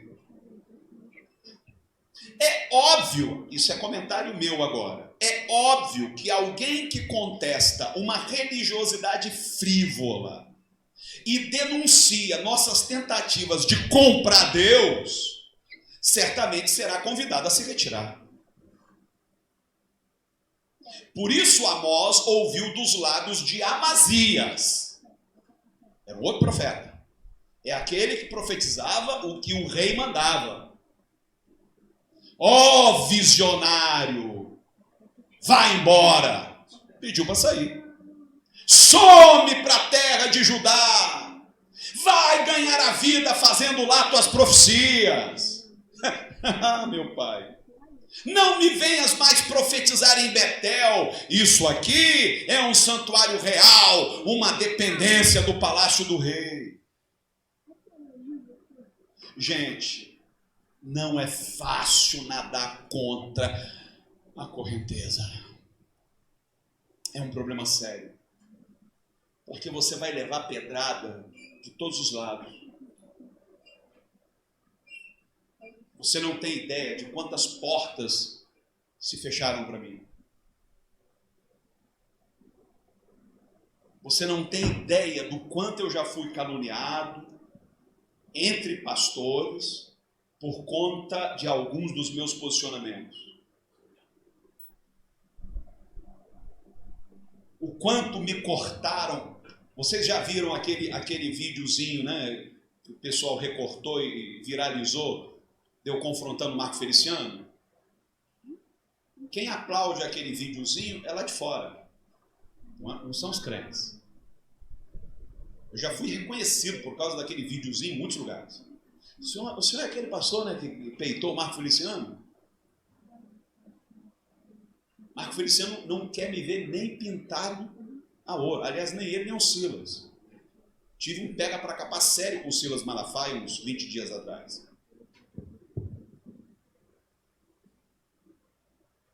E por conta disso, nunca mais eu fui convidado para participar dos debates naquela rede de televisão. Os donos são pessoas maravilhosas, mas são amigos do Marco Feliciano. Quando eu vi que ficou um mal-estar, era nítido. Ficou um mal-estar, ficou um clima horrível. Quando acabou o debate, na hora de nos despedirmos, aquela coisa... Faltou a Amazias falar para mim, não volta mais. Como eles já haviam me convidado para participar de uma entrevista com o Bolsonaro, eu já prevendo que a coisa ia ficar pior, eu pedi para não participar. Hoje eu me arrependo, eu queria ter participado. Mas eu disse, não, cara, não faz isso não. Não faz, porque eu sabia que eles queriam reunir pastores ali que ficassem babando o ovo do Bolsonaro. Eu não ia fazer isso. Eu ia deixar a rede de TV em maus lençóis. Porque eu não ia poupar Bolsonaro. Então não é fácil você se insurgir, você tomar a contramão, falar aquilo que as pessoas não estão acostumadas a ouvir, porque elas querem ouvir é o que Amazias tem a dizer. Mas é interessante que Amazias, apesar de pedir que Amós se retirasse, ele o chama de visionário. Algumas Bíblias trazem vidente. Mas eu gosto dessa tradução, visionário. Amazias reconhece que Amós, o discurso de Amós, era um discurso anacrônico, isto é, não pertencia àquele tempo, pertencia ao futuro. Hoje, o que nós estamos pregando aqui, talvez muita gente não esteja preparada para ouvir. As As pessoas são filhas do seu próprio tempo, mas eu não estou preocupado com aqui e agora. Provavelmente, apesar de estar vendo Deus renovar a reina, está chegando muita gente nova o tempo todo, mas apesar disso, eu sei que ainda vamos perder. Mas eu estou pensando e vislumbrando o amanhã. Esse discurso vai cair como uma luva para gerações que ainda virão. Agora eu quero saber o que será desse discurso de Amazias, cheirando a naftalina, quando a nova geração chegar. Há algumas coisas aqui que merecem que nós prestemos atenção. Entre elas, reparem numa coisa. Olha o que Amazias diz no finalzinho. Não me venhas mais profetizar em Betel. Isto aqui é o quê? É um santuário real. Uma dependência do palácio do rei. Em outras palavras, Amós, isso aqui é um puxadinho do palácio. Eu acho que você ainda não entendeu, cara, que quem banca a gente é o rei, cara. Quem subsidia o nosso santuário são os cofres públicos, é de lá que vem a grana para nos manter. E você agora levanta essa sua voz rouca e começa a falar um monte de abobrinha, nós vamos perder a mamata, cara. Vai profetizar lá na China, deixa a gente em paz. Qualquer semelhança com o que estamos vendo hoje não é mera coincidência. Não é. É engraçado, esse sujeito aí, esse Bolsonaro, fala cada idiotice. Não tem um dia que esse cara não consiga soltar uma pérola. É cada coisa. Ele acaba de soltar a pérola e lá vem o Marco Feliciano soltar uma defesa. O cara acaba de falar, chamando o Nordeste inteiro de Paraíba. Demonstrando pretender boicotar o estado do Maranhão por ser governado por alguém que destoa ideologicamente do governo federal. E lá vem o Marco Feliciano e outros, alguns até amigos meus, tem um que é muito amigo meu. Tem que ficar explicando, gente, é porque ele é assim mesmo, ele fala o que ele acredita e tal, pelo menos ele é honesto. Honesto? Onde está o Queiroz? E os funcionários fantasmas? Não tem nada de honestidade ali. E eu tenho que ver os pastores se expondo para defender isso.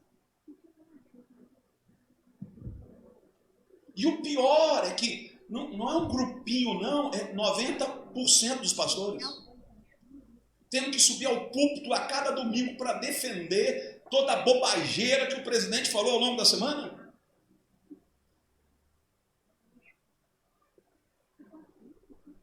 Eu não sei se todos aqui leem jornais ou acompanham nas redes sociais. Se fosse só as coisas ditas, a gente relevava e as coisas feitas. E a pretensão de diminuir o valor da multa do FGTS? E ter que trabalhar até morrer sem conseguir se aposentar, e os que conseguirem ganhar R$400. E cortar a insulina dos diabéticos. E suspender os remédios e o tratamento para doenças como o câncer. A gente vai continuar defendendo isso porque ele se alinha com a agenda moral cristã, porque ele é um defensor da família tradicional, aos seus filhos inchada, ao meu embaixada. É isso mesmo? Eu sei que ao dizer isso, eu corro riscos, inclusive de perder gente, porque tem gente que idolatra esse cara. Eu sei que eu corro risco, Mas você acha mesmo que eu vou me vender? Nem por todo o dinheiro do mundo. A reina não é um puxadinho do governo federal. Aliás, a reina não é puxadinho de ninguém.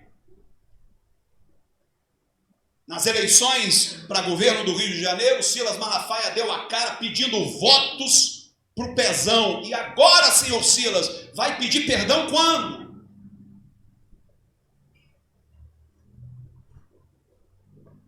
Vocês lembram, na época do Gabeira, Silas Malafaia foi para a televisão e arrebentou com a gente.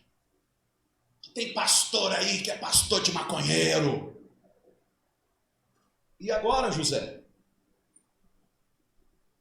E vocês sabem que eu não apoiei ninguém. Quem nos acompanha há mais tempo sabe o que aconteceu naquela época, 2008, né? Enfim, deixa isso para lá. Denúncia de xenofobia e racismo. Olha o que Amós diz no capítulo 9, verso 7. Por acaso, filhos de Israel, sois diferentes dos etíopes para mim? Eu não tirei Israel da terra do Egito? Mas não tirei também os filisteus de Caftor? Não fiz os sírios saírem de Quir? Gente, realmente esse cara era um visionário. Esse Amós não tinha papas na língua. Olha o que esse cara está dizendo. Que o mesmo Deus que esteve por trás do êxodo dos hebreus, que os tirou do Egito e os conduziu a Canaã, também conduziu outros povos, inclusive os etíopes africanos. Os etíopes tiveram o seu próprio êxodo. Estudando ontem a história do povo Iorubá, que é o povo que mais forneceu gente para a escravidão aqui no Brasil, eu soube que eles também tiveram o seu êxodo. Eles também saíram daquela região do Egito, do Nilo, atravessou todo o deserto, toda a África para encontrar a sua própria terra prometida e se estabelecer. E quem é que conduziu todo esse processo? Então Deus não é propriedade da reina, Deus não é propriedade dos cristãos. Desmond Tutu, que é o arcebispo anglicano, que esteve na luta ao lado de Mandela contra o apartheid na África do Sul, ele tem um livro que eu gostaria que você lesse, cujo título é Deus não é cristão. Reúne uma série de preleções no único livro. Porque a gente acha que Deus é refém da instituição. Eu sou teu e tu és meu. Nada contra a canção, é baseado em cantares. Licença poética para a canção. O problema não é a canção, o problema é a mentalidade de achar que Deus é meu e de mais ninguém. Veja, eu sou propriedade exclusiva do Senhor, mas Ele não é propriedade exclusiva de ninguém.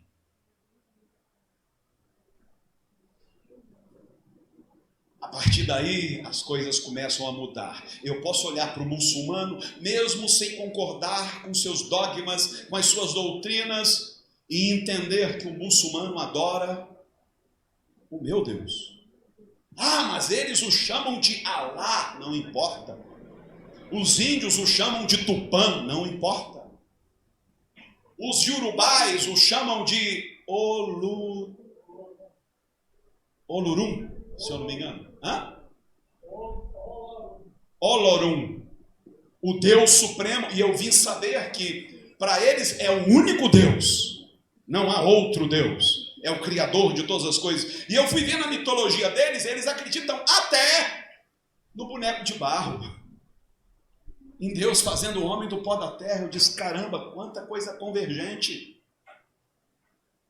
Mas nós dizemos, não, eu não posso aceitar, eu não posso admitir, eles são um bando de herege, é tudo pecador, está tudo indo para o inferno, como se o agir de Deus estivesse limitado aqui. Jesus diz, falando do Espírito Santo, o vento sopra onde quer. Um dia desses minha mãe comentava comigo, Hermes, às vezes eu paro e ouço uns padres na televisão, você acredita que eles estão pregando coisas que você prega? Isso é mesmo, mãe? É, um dia desse o padre estava falando sobre a graça. Se eu me acho detentor dos direitos autorais, eu vou jogar esse padre na justiça porque a graça é só minha? A graça é de Deus. Ah, mas os adventistas que guardam o sábado, eles estão falando muito da graça. Glória a Deus. Glória a Deus. Porque é o mesmo Deus que está conduzindo a reina nesse processo evolutivo, também está agindo em outros arraiais. Por isso Jesus disse, as minhas ovelhas, elas me conhecem, eu chamo pelo nome e elas vêm, mas fiquem sabendo que eu tenho ovelhas em outros apriscos. Me explica essa. Ele tem ovelhas em outros apriscos.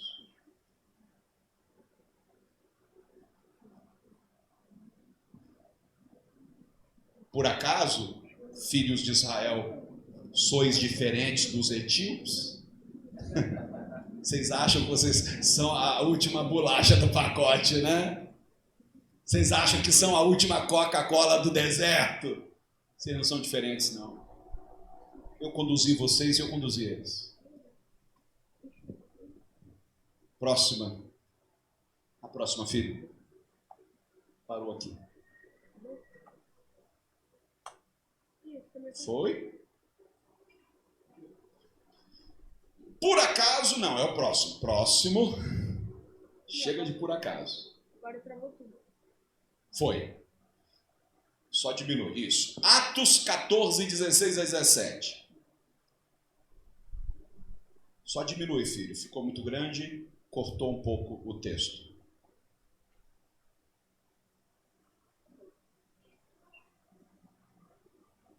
Tá bom? Não, continua. Olha lá, olha no telão para você ver. Cortou. Opa, maravilha. O qual nos tempos passados deixou andar todas as nações em seus próprios caminhos. Contudo, não deixou de dar testemunho de si mesmo. Ele mostrou misericórdia, dando-vos chuvas do céu e colheita em sua própria estação, enchendo de mantimento e de alegria os vossos corações.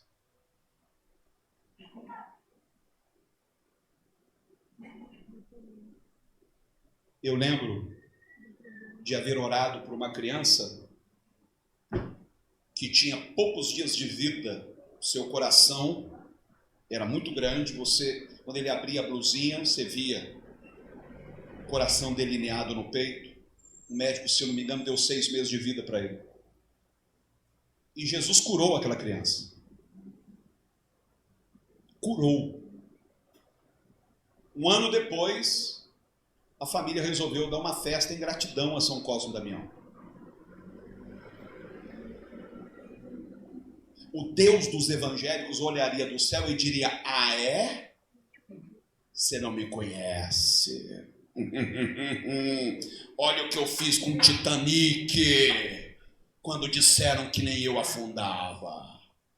Olha o que eu fiz com John Lennon, quando ele disse que era mais famoso do que eu. 3 tiros em nome do Pai, pá, em nome do Filho, pá, em nome do Espírito Santo.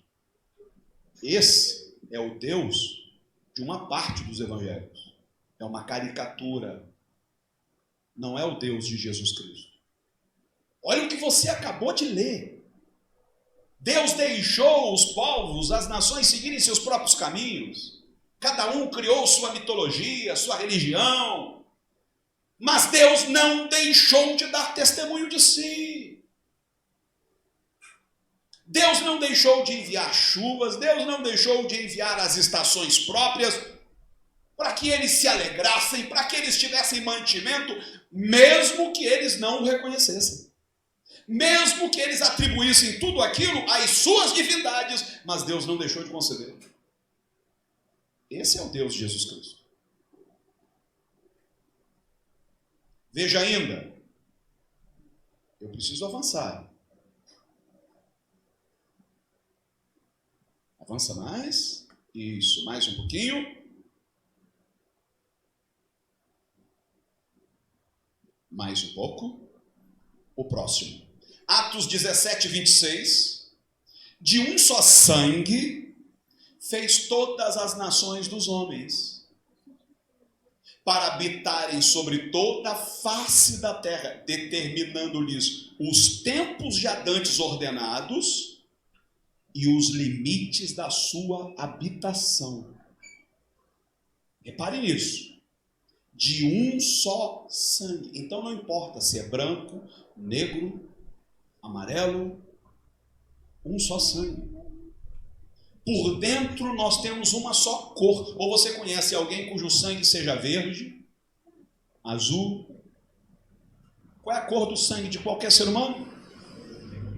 Porque nós viemos de um só. E, gente, isso aqui é comprovado cientificamente.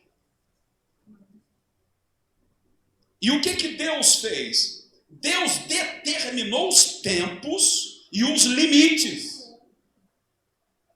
Isso quer dizer que as fronteiras estabelecidas pelos homens, através de acordos internacionais, através de guerras, elas tiveram a permissão de Deus, mas todas elas estão com seus dias contados. Você sabe por que eu não sou nacionalista? Por favor, não se escandalizem. Eu não sou nacionalista. Não sou. Porque eu sei que o Brasil é uma nação inventada.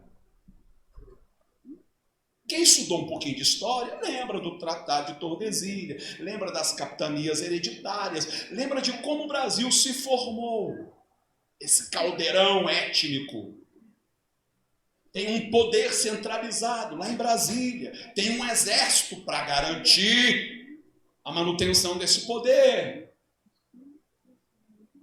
Mas é uma estrutura que está fadada a caducar, a se perder. Então vale a pena a gente morrer por causa de uma bandeira? Vale a pena toda essa idolatria em torno de uma nação? Eu sou brasileiro, com muito orgulho. Eu sou humano, muito acima de ser brasileiro. Eu sou brasileiro como eu poderia ter sido colombiano, mas eu tive a sorte de nascer aqui, ou o azar, né? Depende do ponto de vista.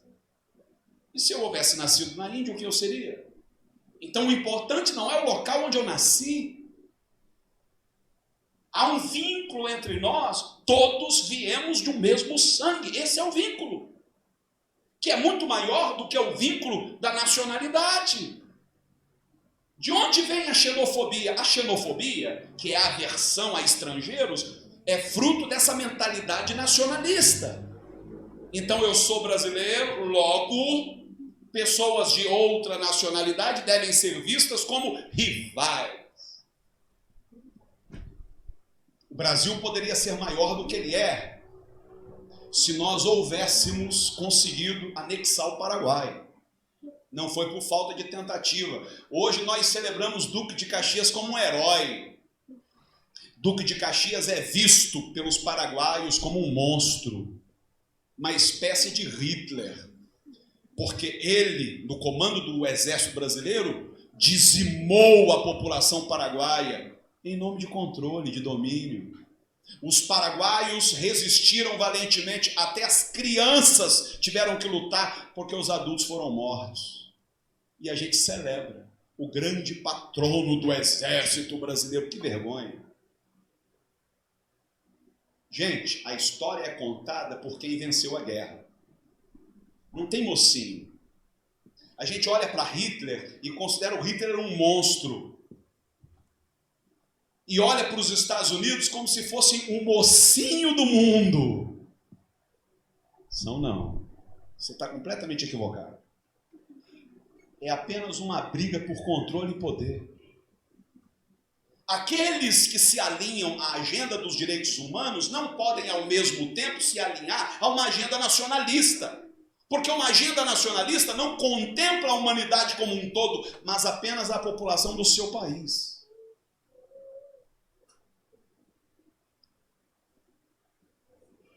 O próximo filho. Nenhum Estado deveria ser objeto de nossa devoção. Nenhum. Eu me refiro Estado aqui não aos estados da Federação Brasileira. Eu me refiro ao Estado brasileiro, ao Estado argentino, Estado colombiano, Estado norte-americano. Pelo menos é o que entendo ao ler as Escrituras a partir de Jesus. Ele relativizou todas as estruturas de poder. Muito mais importante do que elas é a humanidade. O próximo filho. Cristo não ofereceu sua vida por estados ou governos, mas pela humanidade. Portanto, devemos abandonar esta visão provinciana, reducionista, atendendo ao convite do escritor de Hebreus. O que diz Hebreus 13, do 13 ao 14? Saiamos, pois, a ele, Cristo, fora do arraial, levando o seu vitupério, porque não temos aqui cidade permanente, mas buscamos a futura. Qual é o seu estado civil? Solteiro? Esse estado é permanente? Um dia você vai casar. Aí você diz, não, meu estado é casado. É permanente? Um dia ou você vai amargar uma separação, que infelizmente pode acontecer com qualquer um, ou você poderá ficar viúvo, a menos que você e seu cônjuge morram juntos. Da mesma forma, qual é a sua nacionalidade? Ah, eu sou brasileiro. Maravilha, eu também sou. Mas é permanente? É uma cidadania permanente? Talvez seja permanente para você. Você nasceu brasileiro e vai morrer brasileiro caso você não se naturalize em outro país. Mas será que daqui a 200, 300, 400, 500 anos, o que hoje nós chamamos de Brasil ainda existirá? A Europa, por exemplo, está em vias de se tornar uma coisa só. E tem gente que pensa que isso é coisa do anticristo, é coisa da besta. Meu Deus do céu, dá paciência. Já unificaram a moeda. Algumas leis já foram unificadas. Eu estive lá no Parlamento Europeu, em Bruxelas, na Bélgica. Até as placas de automóveis, você pode estar na França, na Bélgica, em Portugal, na Espanha, a mesma coisa. Eles preservam as distinções culturais, preservam o idioma, mas politicamente se unificaram. Aqui na América do Sul, nós estamos caminhando para isso. Por mais resistência que haja, pode ser daqui a 100, 50, 200, 500, em algum momento, isso aqui vai se tornar um único país. E, sinceramente, o meu desejo é que o mundo todo se torne uma única coisa. Se tem uma coisa que eu abomino, são fronteiras. Por que alguém tem que dizer até onde eu posso ir? Por que eu não posso ter liberdade de atravessar? Que democracia é essa que me impede de atravessar um rio, uma ponte? As futuras gerações, quando ouvirem falar das fronteiras, que hoje nós defendemos com o peito à própria morte, vão rir de nós e dizer, gente, que povo mais idiota. Porque o que são fronteiras, senão um desenho feito com lápis no mapa? Isso aqui é meu. Só isso. Deus não fez o mundo com fronteiras. O mapa mundi é criação humana. Quando Yuri Gagarin, o primeiro cosmonauta a ver do espaço à Terra, viu os continentes, ele não viu separação entre o Brasil e o resto da América do Sul. Porque não há. Isso é política. Cidade aqui deve ser entendida como civilização. A pátria pela qual anelamos não tem fronteiras, nem bandeiras. Trata-se antes de uma realidade celestial Não no sentido de ser algo etéreo, né? Pós-morte, mas de ser uma sociedade erigida ao redor do trono da graça, em que o único vínculo que nos une é o amor. Depois você verifica Hebreus 11, do 14 ao 16. Que chegue logo a hora em que ser brasileiro, ou americano, ou irlandês, ou indiano, espanhol, seja o que for, já não será motivo de orgulho. Nascer aqui ou acolá é inevitável, mas vangloriar-se disso é uma postura estreita e potencialmente danosa. Paulo compreendeu isso claramente, por isso, ainda que pudesse gloriar-se de sua origem étnica, sendo hebreu de hebreus, preferiu encarar a aparente vantagem como verdadeiro prejuízo. O que para mim era lucro, conclui o apóstolo, considerei perda por amor de Cristo. É interessante que nós nunca observamos isso, né? O que ele diz que era lucro? Ser hebreu. E mais, ele não era só hebreu, ele também tinha cidadania romana. Ele podia bater no peito e dizer, eu sou romano. Quando o prenderam injustamente e mandaram açoitá-lo, ele reivindicou a cidadania. Peraí, vocês vão espancar um cidadão romano? Sem me dar o direito de me defender? Isso é contra as leis de Roma. Então ele tinha duas cidadanias. Mas ele diz, o que para mim era motivo de orgulho, era lucro, eu considerei prejuízo.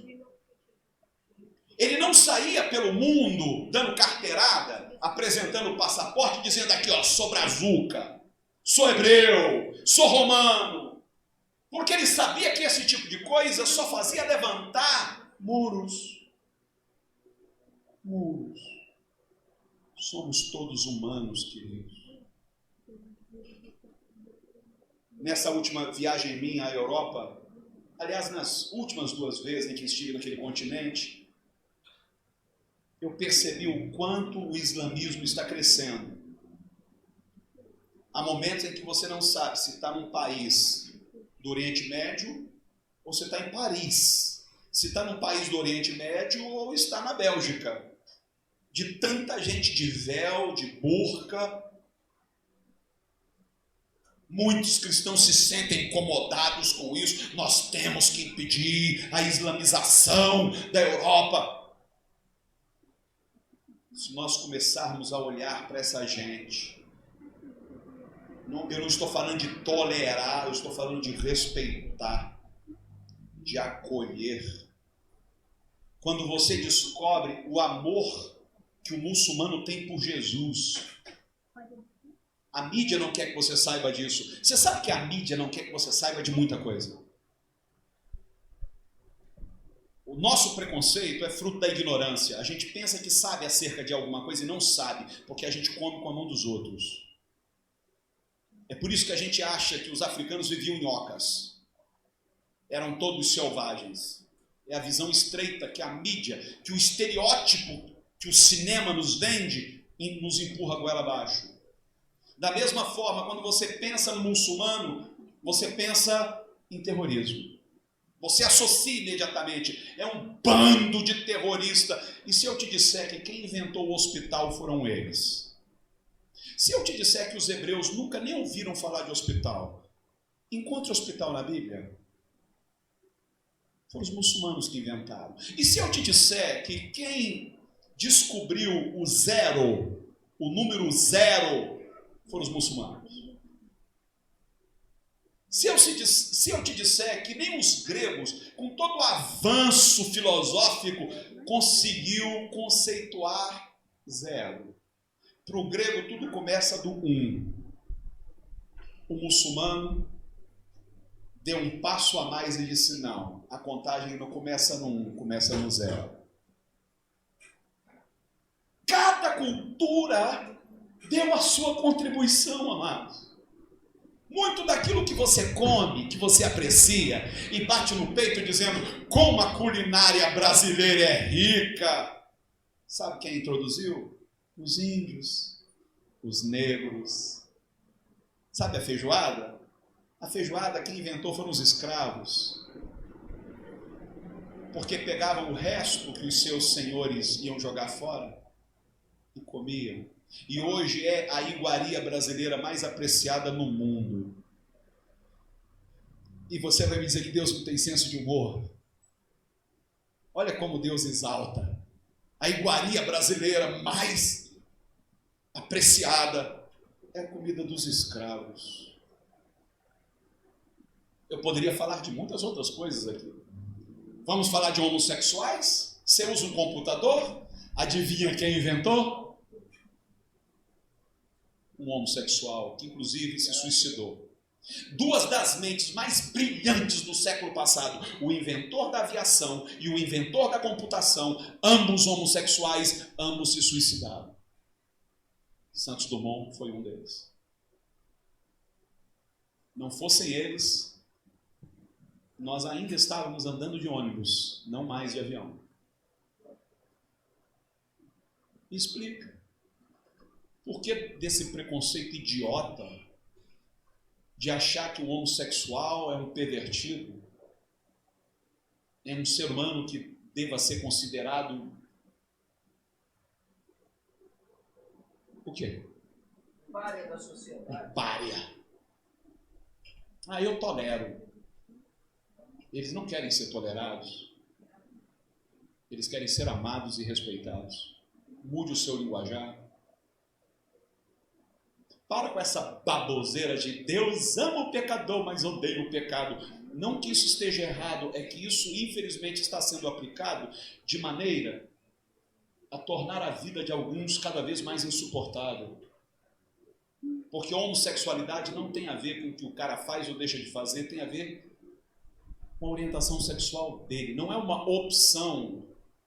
As pessoas, infelizmente, elas não procuram estudar, elas não procuram expandir a consciência, elas estão presas a conceitos retrógrados que ficaram lá atrás.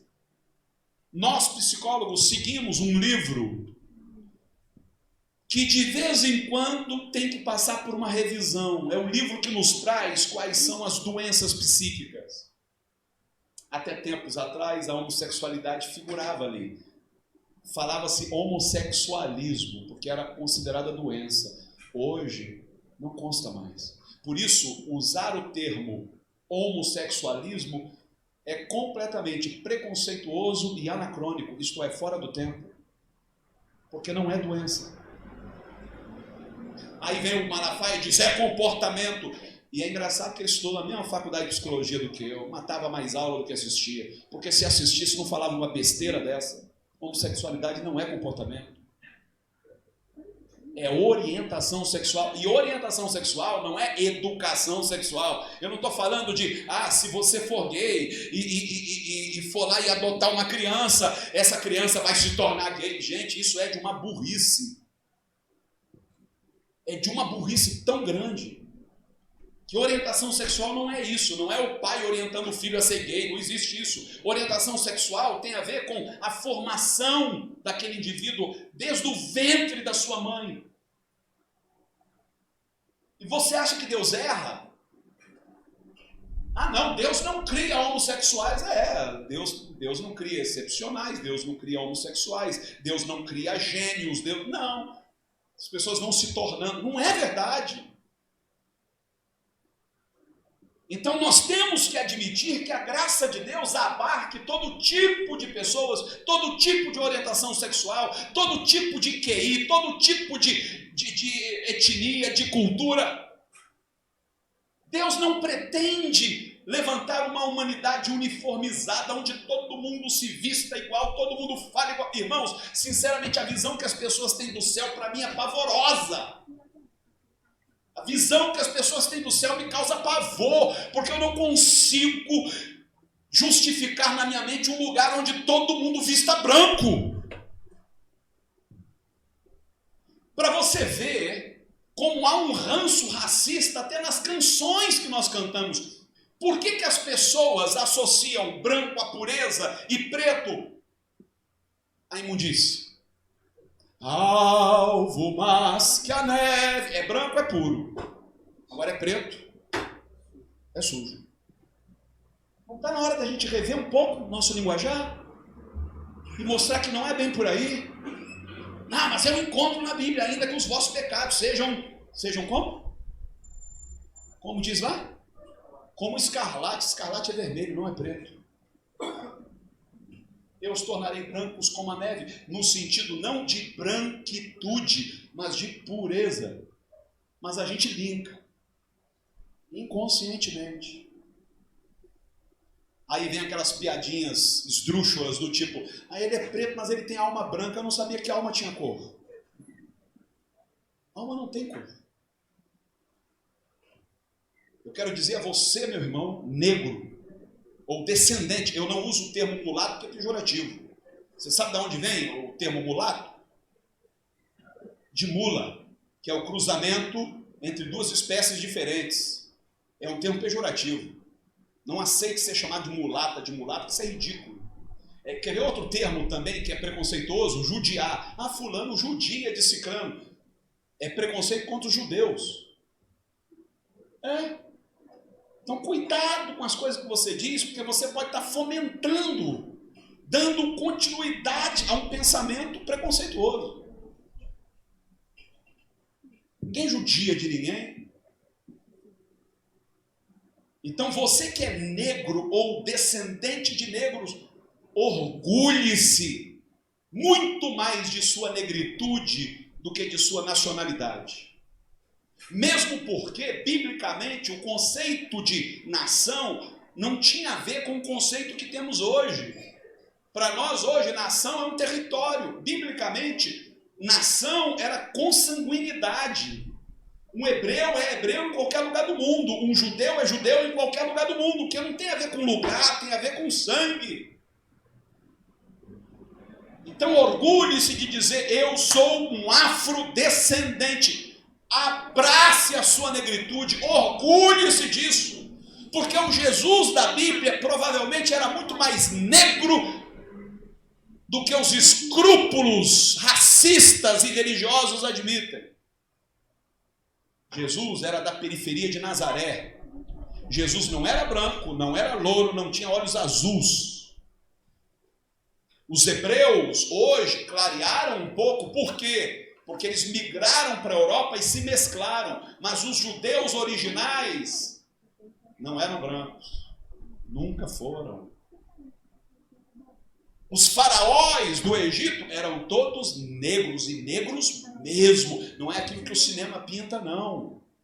Cleópatra, que você vê no cinema, branquinha, nunca foi branca, era negra. Orgulhe-se disso. Orgulhe-se da sua cultura, das cores das roupas. Orgulhe-se da culinária, de toda a contribuição que os negros deram para que nosso país fosse esse caldeirão cultural que é. E a mesma coisa eu digo aos índios. A mesma coisa eu digo a você de qualquer etnia. Não queira achar que você só é bonito, você só tem uma estética apresentável se você adotar os padrões do branco. Há uma beleza em cada etnia. Beleza, irmãos, preste atenção que eu quero encerrar aqui. Beleza é um conceito subjetivo. O que eu quero dizer com isso? O que era considerado belo 100 anos atrás é considerado feio hoje.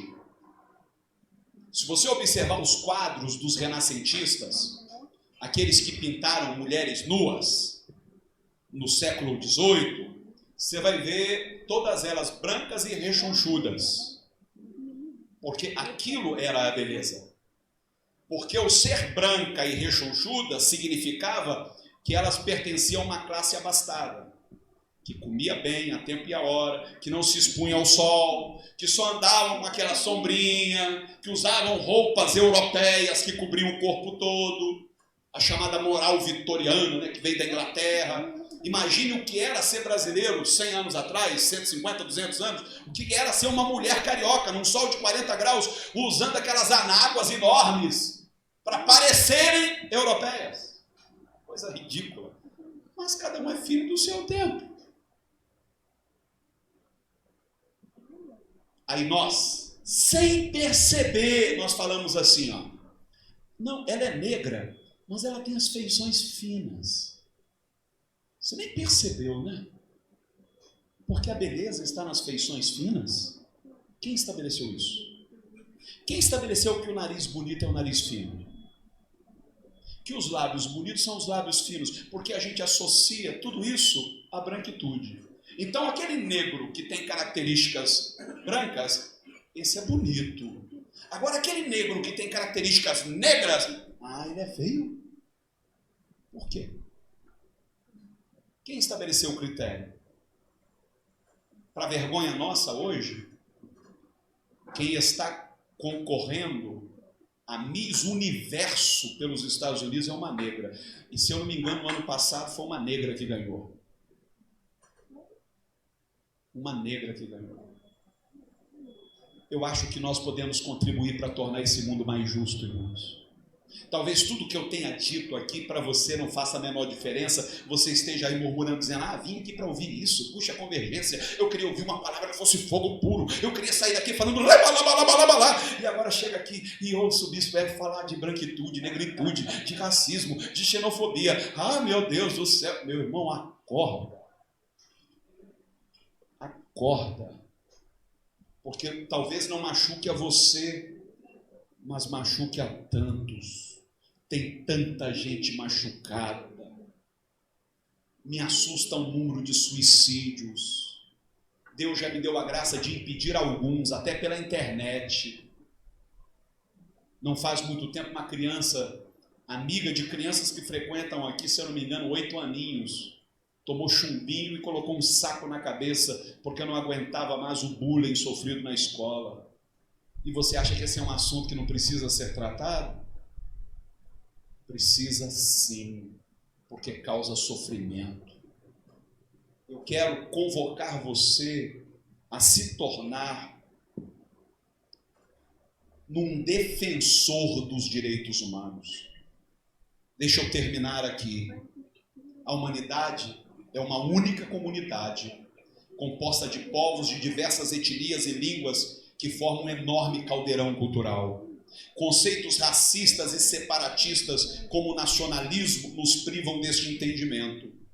O nacionalismo ensina a odiar as pessoas que nunca conhecemos e ter orgulho de realizações das quais não participamos. É, portanto, um tipo de alienação. Eu gosto dessa frase do Pietro Gori. Nossa pátria é o mundo inteiro. Nossa lei é a liberdade.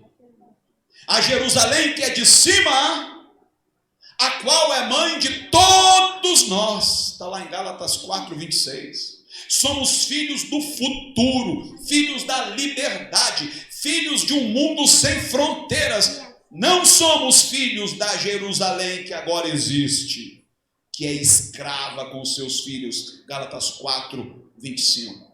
Isto é, nós não pertencemos a este mundo nesta configuração atual. A nossa cidadania está vinculada a um mundo que está por nascer. Um mundo que ainda virá, que está em processo de formação. Em outras palavras, não pertencemos a esta configuração geopolítica atual prestes a caducar, nem a esse sistema opressor que explora e devora seus próprios filhos. Pertencemos a outra ordem, cuja origem é celestial e não terrena. Somos cidadãos do reino de Deus, em que distinções sexistas, sociais e étnicas já não existem. O que diz Gálatas 3:28? Vamos ler juntos? Nisto não há judeu nem grego, não há servo nem livre, não há macho nem fêmea, porque todos vós sois um em... Então repita comigo, todos nós somos um em Cristo Jesus. Então diga, não há brasileiro, nem argentino, nem americano, nem espanhol, nem japonês, nem africano. Todos nós somos um em Cristo Jesus. Diga comigo, não há homem, nem mulher, nem heterossexual, nem homossexual, nem rico, nem pobre, nem patrão, nem empregado, todos nós, mais forte, todos nós, mais forte, todos nós, somos um em Cristo Jesus. Você pode aplaudi-lo por isso?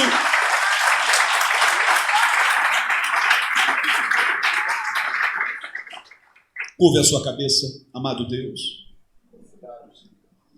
Eu te louvo, Pai, porque ninguém pode deter esta consciência iluminada pela Tua graça.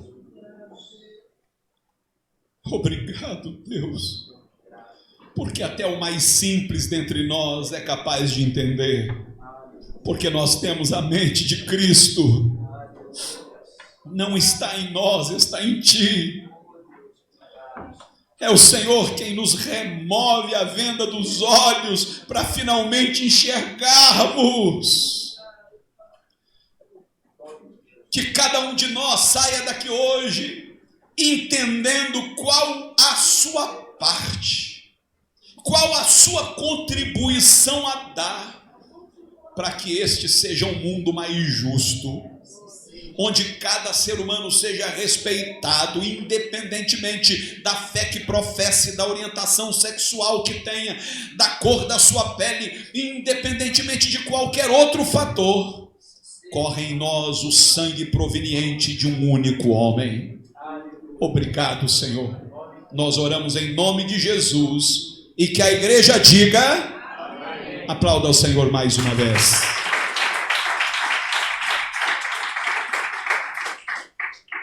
Gente, nós vamos levantar as ofertas.